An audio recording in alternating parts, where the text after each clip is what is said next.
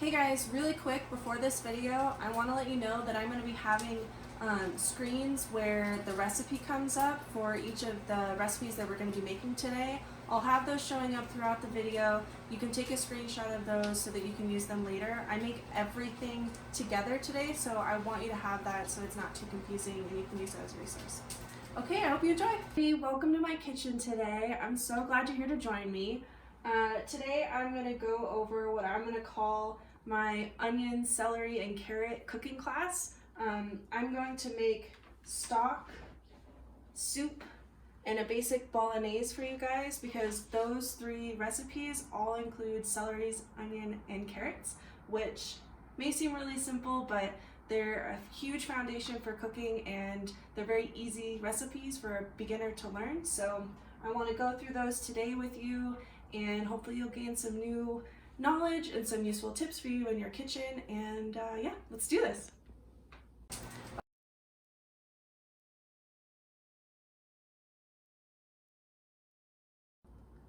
Okay, so the first thing we're going to be making today is a generic stock. Just note that I generally eat plant-based, so all the recipes I'm making today are not going to include meat, but they can all have meat added to them, and I'll note that when possible. So today we're going to start with a basic vegetable stock, and again, your foundation for this recipe is going to be celery, onions, and carrots. So those are key for making your stocks and any of our ingredients today. I've already pre-cut everything, so we won't be going over that.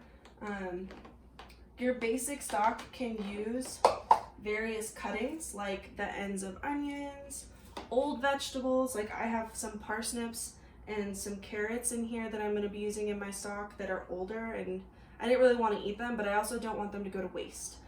So either when you're cooking and you're cutting off the ends of various vegetables, or you're having vegetables that are about to go bad, those are excellent to be used for your stocks. So in today's stock that we're making today, I have parsnips, onion, the skin can stay on, I don't care about any of that because I'm going to be straining this after I've made it, and celery. And then another basic staple for any of your stocks is going to be salt and pepper. I prefer to use peppercorns like these that aren't ground up. You can buy these in bulk at your local store. Also bay leaves and garlic. So you can see that here that I have all these ingredients pre-measured out. You can also choose to use fresh herbs, but those are more expensive, so not everybody has those. So this is your basic stock, but you can also, add some twist to your stock if you want to make it more of like an Asian flavored stock. You can add mushrooms, or you can save, when you're cooking with mushrooms, if you save these little stems because you're not using them to cook, you can put those in your stock. Ginger is great in your stock if you're going for more of an Asian blend. Stocks are going to be very similar to broths, so the longer you cook it and the more umami you add by adding these, you can use as a broth as well. And you can also use like peppers. If you've cut your pepper to use to cook but you save the tops, you can use the tops of your peppers in your stock as well. So I'm going to start making this stock for you guys. I'm going to turn my burner on. It's on high, but it doesn't really matter. I'm going to add all my ingredients really quick and let them ideally burn a little bit, just a skosh. And I'm going to add just a little bit of oil. And let this heat up. For the sake of time today, I'm not going to focus too much on having this cook too thoroughly. Unlike with a soup, I'm not gonna worry about my vegetables getting translucent or anything like that. I'm just gonna let them simmer here for a second, and then I'm gonna put in a bunch of water. You can probably already hear it starting to simmer.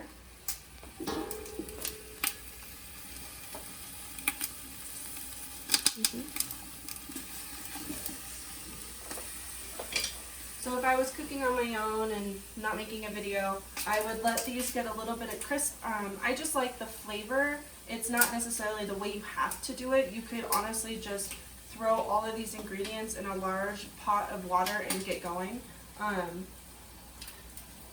So what I'm going to do is go to that next step, and I'm going to take my pot. This is going to be loud, so prepare yourself.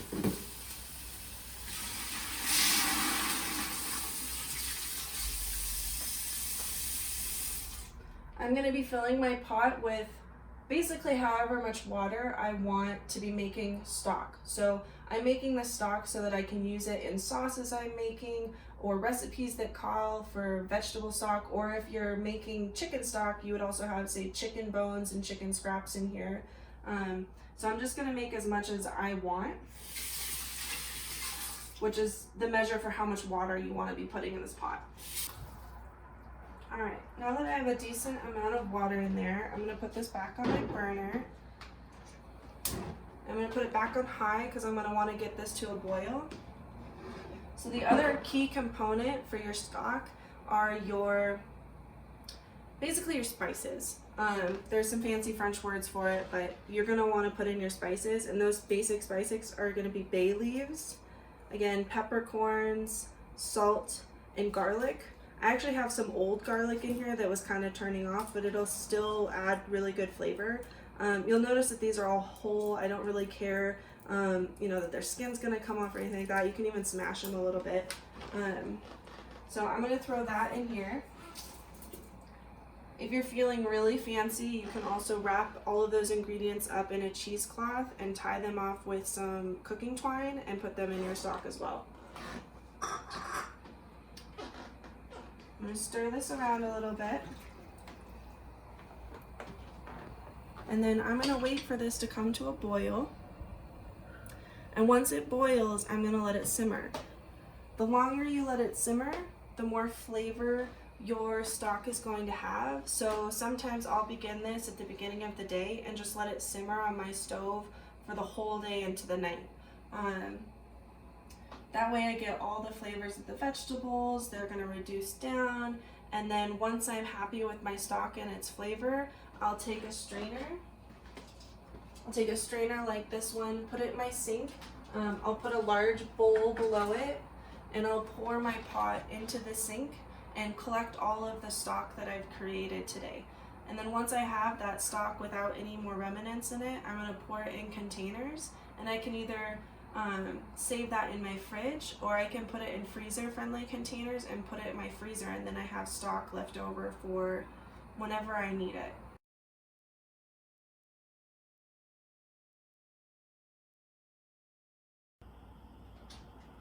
Alright, so I've got my stock coming to a boil on the back of my stove, and while I let that do its job, I'm gonna start making my basic soup. So today what I'm making is a creamy and wild rice soup, but the foundation of this soup can be used for a variety of different types of soup. Soup is one of my favorite things to make. I make my soups a lot off of tasting it, so I highly encourage you to, if you like soup, to play with flavors, to taste it as you go, and not worry too much about recipes. I use recipes for soups as basically a guideline for just kind of the structure of the soup I want to make.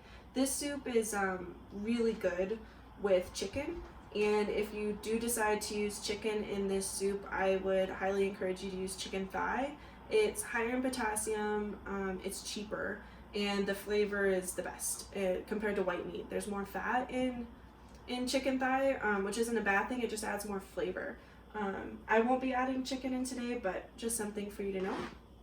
So I'm going to turn my burner on to about a medium temperature, and I'm going to add in some vegan butter, but for non-plant-based people, just add in some butter.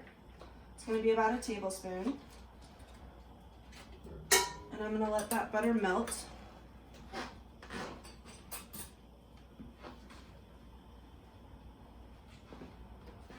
And while it's melting, I'll encourage it by spinning it around the pot. I can hear it heating up now. So I'm going to let that butter melt, And then I'm gonna add my chopped onions.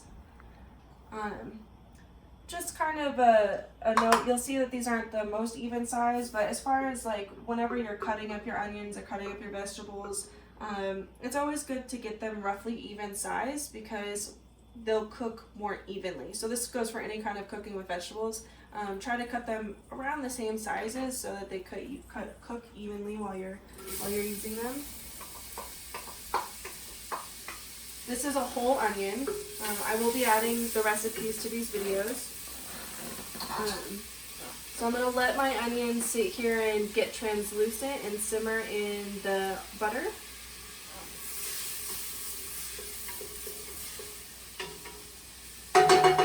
Again, you'll notice that any soup that I start with almost always has onion, carrot, and celery. Whether it's a soup that I'm going to be pureeing, whether it is like chicken noodle soup or a soup I'm making in a slow cooker, like with like a pot roast or anything like that, they all have onion, celery, and carrots. It's just such a great foundation for flavor anytime you're making food in general, which is one of the themes for this video. So while I let these onions cook, the next step I'm going to do is add in my garlic. I don't add in garlic right away because garlic cooks really quickly, and if I put it in when I'm putting the onions in, by the time I'm going to make my soup, my garlic will be burnt. So just a friendly little tip for you, wait to put in your garlic. I always encourage putting as much garlic as you want. Garlic is delicious and it has a lot of flavor. I try not to put too much of this pre-cut garlic in because it has, since it is slightly processed, it has a little bit of a stronger flavor than garlic that if you were to cut it before you cooked. But it's a really easy way to save time. Cutting garlic can take a lot of time, so don't feel bad if you really like to use pre-cut garlic. Alright, these onions are looking pretty good. They're very translucent. So I'm going to add a large spoonful of this minced garlic in here. A little extra. I'm just going to let it touch the heat for a second so that it cooks.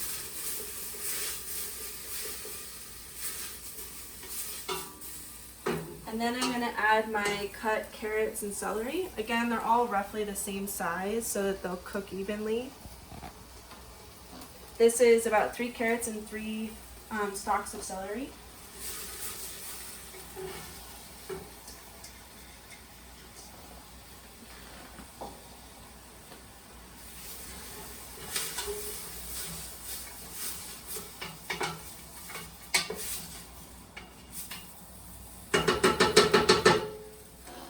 So I'm going to let those cook until they get translucent as well.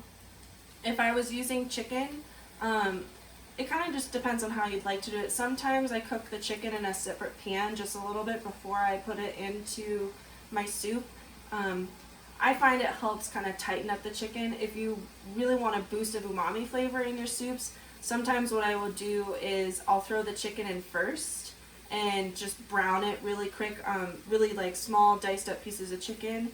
And then I'll take it out, put it in a separate bowl, and then I'll do the steps you've just seen, starting with my onion and moving forward.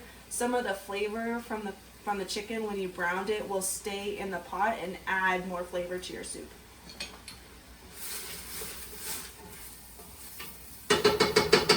Just like with our stock, I'm going to be adding salt, pepper, and bay leaves.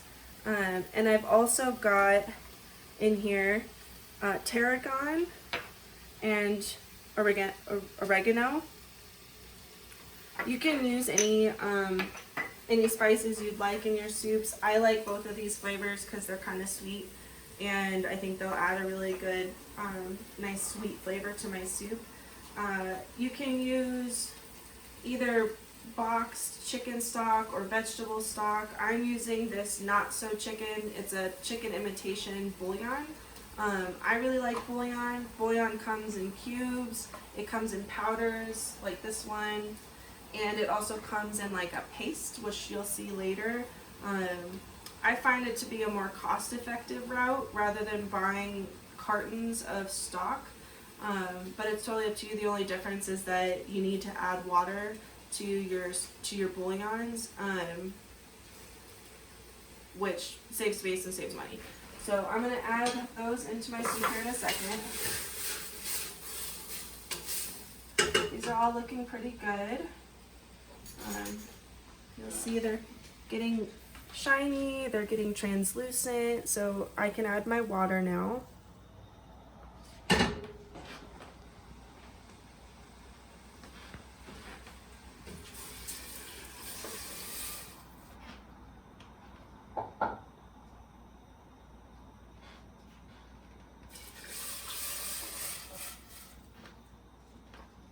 Now that I've got my water, I'm going to add in my spices and my bouillon. Even though the type of bouillon and the spices are going to change, I always have bay leaf in my soup. It just adds really good flavor. Oops. I will add salt and pepper later, but I tend to hold off adding the salt and pepper until the soup's almost done and I'm tasting it and flavoring it as I taste it. I may add more oregano. It just depends on how it's tasting when I'm finished cooking it. So with this soup, I'm going to let it simmer. Well, not simmer. I'm going to bring it to a boil. So I'm going to turn it on high and bring it up to a boil. The next step I have with this soup is I'm going to add uncooked rice. This is a wild rice blend. I really like it. The flavor is really good. And there's a lot of nutrients within whole cooked rice like this. White rices will take less time to cook. This rice will take a long time to cook in comparison to a white rice.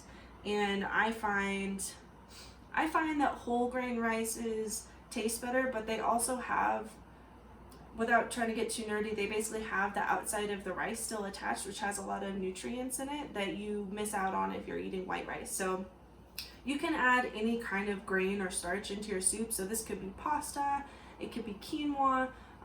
If I was doing pasta, I would cook it separately. I wouldn't cook it in the soup like I'm going to be cooking this rice. But the benefit to, or at least what I find part of a benefit to adding this rice to this soup is it adds more flavor to the rice itself. So once this soup comes to a boil, I'm going to add my rice. And then once the soup's completely done, I'm going to add a cream and I'm going to add some lemon. You'll notice in this soup I have a fat, which was the butter, and I'm going to add some citrus, which is going to be the lemon. This just adds different levels to the palate, basically just different levels of taste within your soup, which will make it taste really, really good. So we'll come back and check on this when it comes to a boil.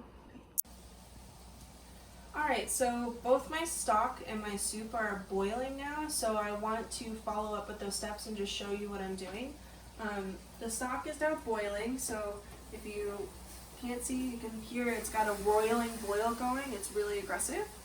So I'm going to put that down to a very low heat and let it simmer. Ideally, I want, as you can tell, it's really hot, so my microwave is now turned on. Sorry about that. But I'm going to want this to simmer for as long as possible. So if you have hours left in your day where you can let this big pot of stock sit here, do, because you'll get more flavor. Next, my soup has come to a roiling boil, and I want it to come down to a simmer now, so I've turned it to a low heat. Now that it's boiling after I added all those initial ingredients, I'm going to be adding my rice. So the rice will just cook in this soup. It'll probably take maybe 30 minutes for this rice to cook, but it'll bloom out, and you just keep stirring it and keeping an eye on it while it's cooking. Again, if I had chicken in here, I probably wouldn't have added my chicken back in yet. Like I had said before, I'd cook the chicken first in the pot, brown it, take it out, leave it to the side, leave it into the fridge, do the rest of these steps, and then once your rice is cooked, you can add your chicken in at the end, and we'll add a couple more ingredients that you'll see in a minute.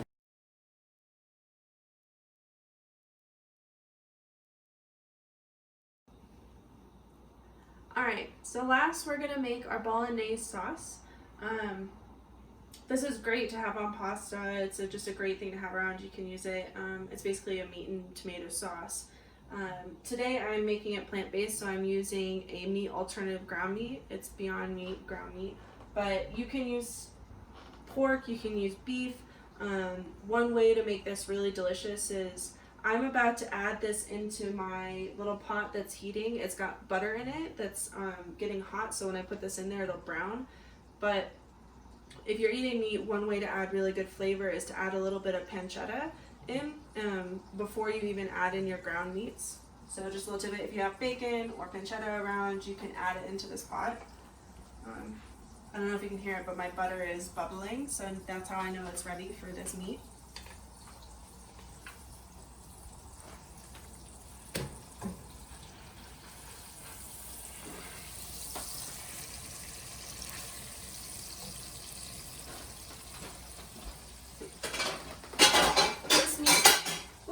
This meat will behave a little bit differently, so I'm gonna cut this up like I would with ground meat.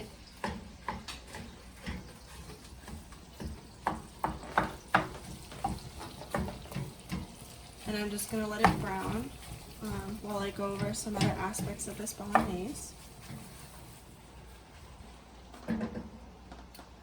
So for anybody who is making this with meat, you would have already had your bacon in there, just a little bit of bacon or pancetta. Basically what you want to do is you want to cook the fat off and use that fat to brown your next meat, which is either going to be ground pork or ground beef. The other ingredients that we're going to be using today in this bolognese is I've got vegetable bouillon. You can use bouillon or you can use stock. I'm choosing to use bouillon because it's going to give me a bigger kick of flavor. I'm going to have, again, our staples today, which is onion and celery and carrots. You'll notice that unlike my soup, these are really, really finely diced. With bolognese, I like my vegetables to either be really finely diced or cubed. And garlic. And spices we're going to be using today are bay leaf and an Italian seasoned blend, as well as salt and pepper. I've got diced tomatoes, tomato sauce, and tomato paste that I'll be adding today.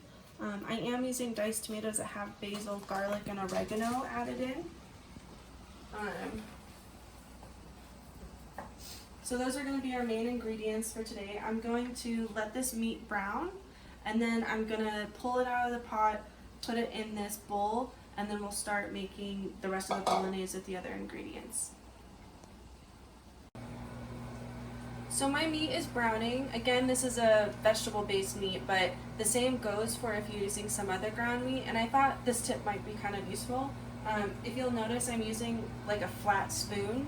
I find this tool really useful when cooking with ground meats because you need to constantly be chopping up your meat. So if you'll notice, I'm having to go through here and take big chunks and kind of chop it up.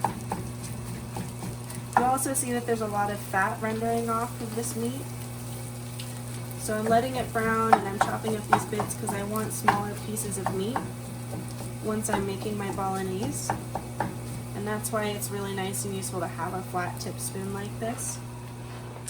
And then I'll show you later too, but once this meat is finished cooking, and you'll have the same instance with if you're using a ground beef, especially if you're using a cheaper ground beef, which is usually higher in fat, afterwards you're going to want to strain that fat off. So once you're done cooking it, you can use a strainer like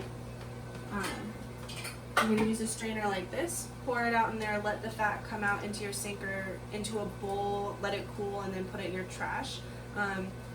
Putting a bunch of fat or oil down your drain can sometimes mess your drain up, so just keep that in mind.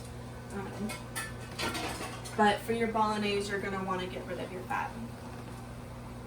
Alright, so my meat is now browned and ready. Again, if I was using like ground beef, I would use sherry or I'd use like a red wine base really quick. I would just add a splash of this in here. It adds like a really good little flavor to your meat sauces. So I'm just going to let that cook off for a second. It cooks off very quickly.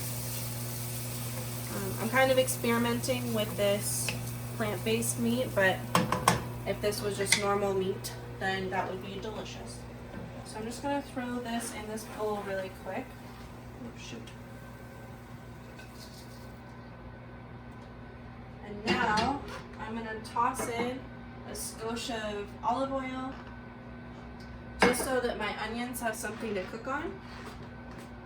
And I'm gonna start with my finely diced onions.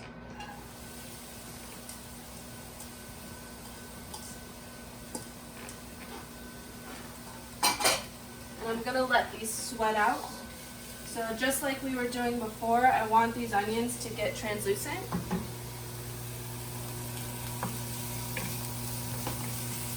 They're so pretty, look at them. So cute. So I'm gonna let those cook here for a second. The next thing I'm gonna add is my diced onions and celery. It's a little extra important to make sure these cook, but I'm also gonna once I've added all my ingredients, including all my tomato bases, I am gonna let this simmer so that it has really good flavor. One note that I'm going to add between, if you decide you want to try this plant-based version, I would keep your meat separate until you're about to eat it. So now that this meat is cooked, I'm going to store it and keep it separate until I'm ready to eat. I've just noticed with the plant-based products that when they sit in sauce or they sit in a soup, they change their texture. If this was ground beef, I would be putting it back in once I add in my tomatoes. And I'll note that when I'm cooking, but just something for you to know. So I've got these veggies cooking. I'm going to throw in, I'm rushing this a little bit because we're doing a video, but I'm going to throw in my other veggies. So if you're making this at home, take a little bit more time than I am.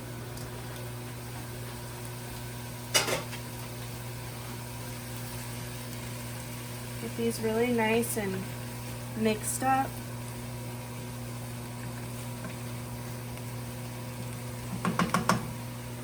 I'm also going to want to add in my garlic.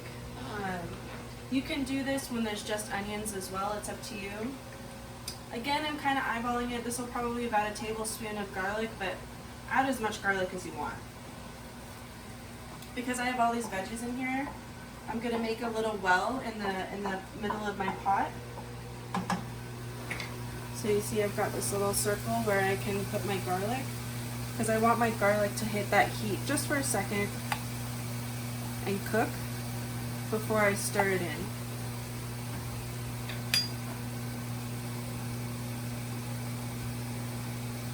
So I'm going to let that sit there and cook, and then I'll stir it in here in a second. The next thing I'm going to use is I'm going to use my bouillon. I'm going to grab a skosh of water, but I'm going to put this bouillon in while it's in paste form. I'm not going to mix it in with water first.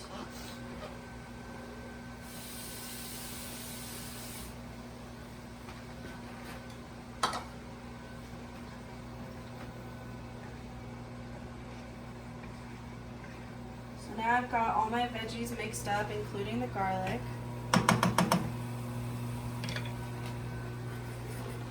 I'm going to take my bouillon paste. If you've never seen this before, it's just like a really reduced paste or sauce. It's a really easy way to boost flavor into your dish. I'm going to throw a healthy serving, probably a little bit over a teaspoon, a full teaspoon in here. And this is just going to give my bolognese, a kick of flavor. So I'm going to mix that in around my veggies, so it has a nice sharp flavor. I'm going to add a little bit of water in here, just so I can get that paste to mix up really well. So now you can see what that looks like. You can see that my paste is fully mixed into my veggies.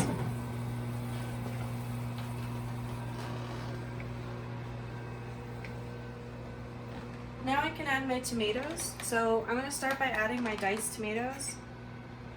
Like I said, I chose tomatoes that already have kind of Italian spices in them.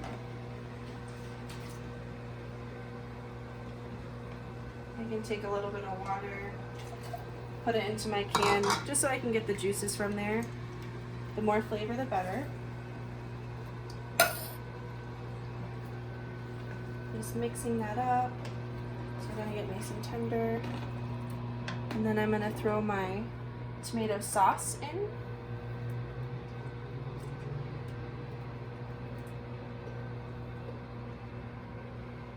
And this is one of those things where it's kind of like, it's kind of similar to my soups.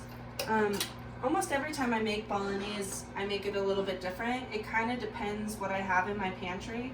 I happened to have diced tomato sauce and tomato paste, but if you only have tomato paste, you can make this work as well. You don't have to have the sauce.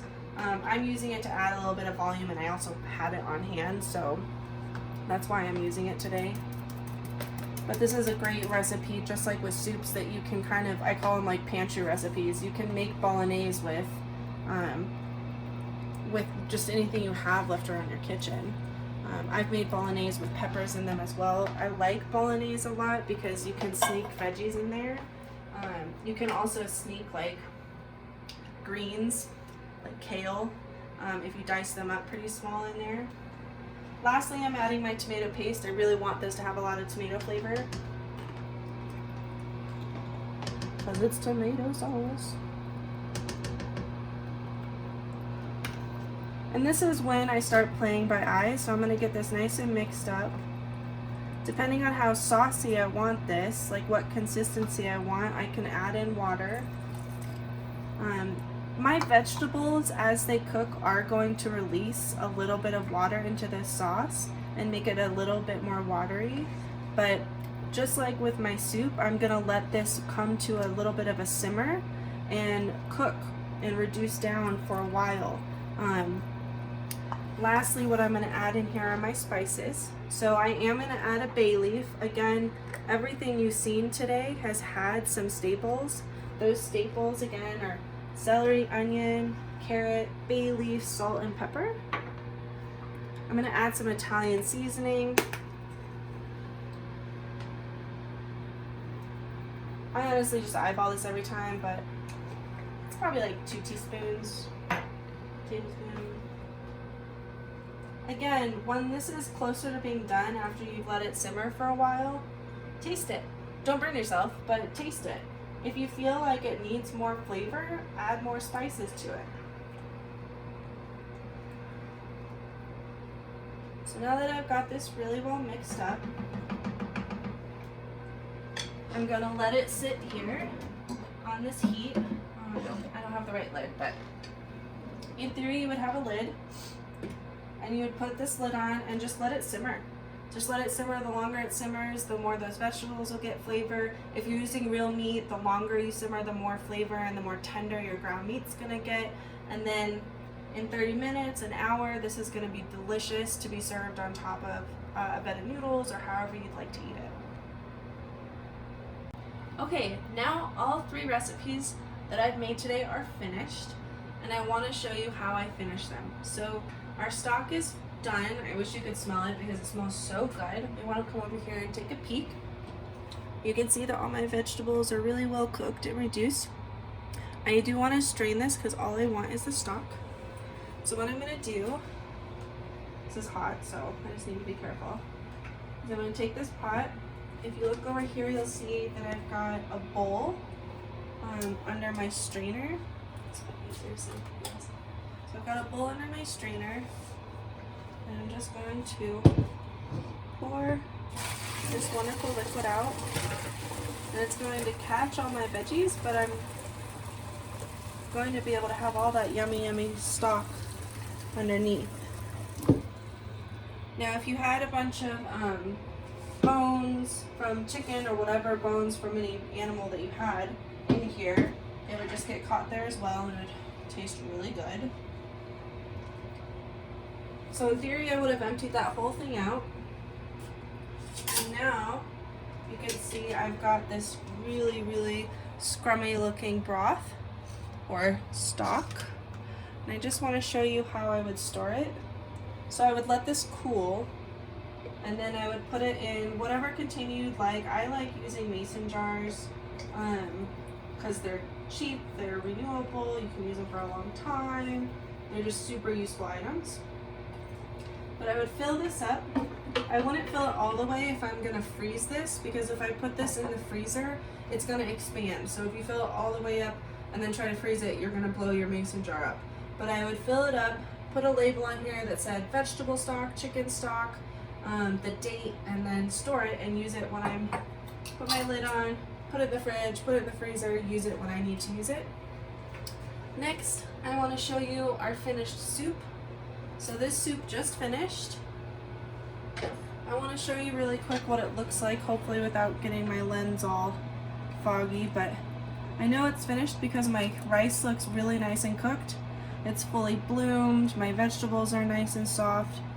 So to finish off this soup, I'm gonna add like a cream base. You can use half and half if you're eating dairy. I'm not eating dairy, so I'm gonna add some coconut milk.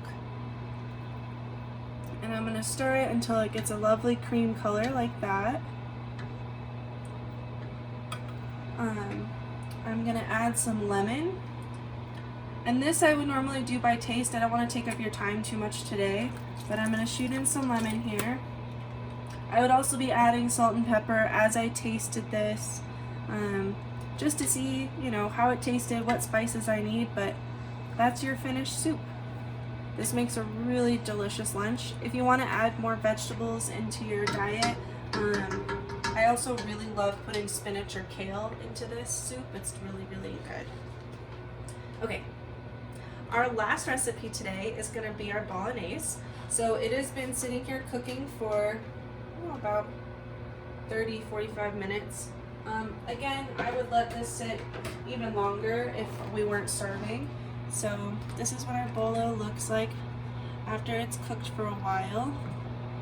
Really scrummy. So everything's really tender, the flavor is it smells really good. I've made some pasta. Again, this only applies if you've used a plant-based ground meat, but I've kept the ground meat separate. I'm gonna put some on my pasta.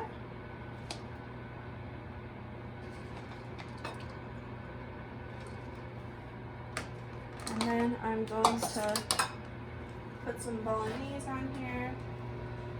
This is really good. I mean, you can use this bolo for lasagna, anything that would have like a marinara.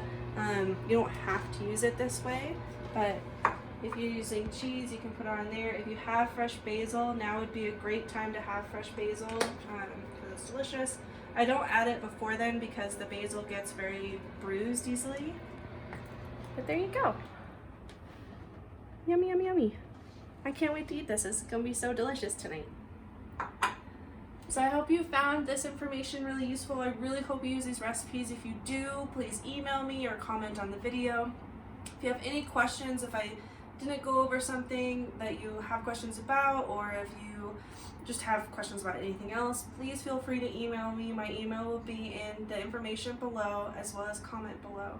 So thank you so much for joining me today, and I hope you have a great time in your kitchen.